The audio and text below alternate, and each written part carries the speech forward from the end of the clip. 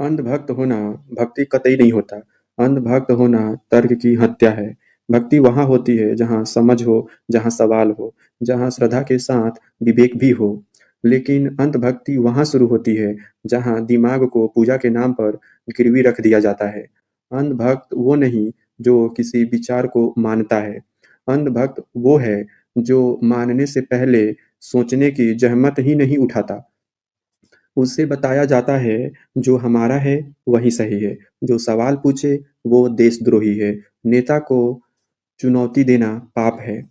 यही से तर्क मरता है और अंधभक्ति जिंदा होती है। और ये सब सरकार नहीं सिखाती, ये सिखाता है परिवार, वो परिवार जहाँ बच्चे को भगवान से डरना सिखाया जाता है, समझना नहीं। जहाँ आज्ञा पालन को संस्कार कहा जाता है और सोचने को बगावत। फिर वही बच्चा बड़ा होकर भक्ति और प्रचार में फर्क नहीं कर पाता। नेता को अवतार समझ बैठता है और हर झूठ को राष्ट्रहित मान लेता है। सरकार बस इतना देखती है, यह सवाल नहीं पूछेगा, यह ताली बजाएगा, यह भीड़ बनेगा। और फिर इस अनभक्ति को चुनाव, नफरत, शोर और सत्ता के लिए बड़े आराम से इस्तेमाल कर लिया जाता है। ध्यान रखिए, सरकार अंधभक्त नहीं बनाती, सरकार अंधभक्तों का उपयोग करती है।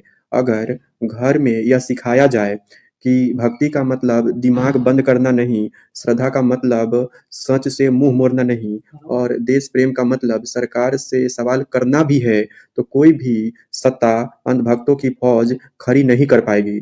अंधभक्ति सत्ता की ताकत नहीं, परवरिश की असफलता है। सरकार तो बस खेलती है, खिलाड़ी हम खुद तैयार करते हैं, अपने घरों में, अपनी चुप्पी से, अपनी डर से।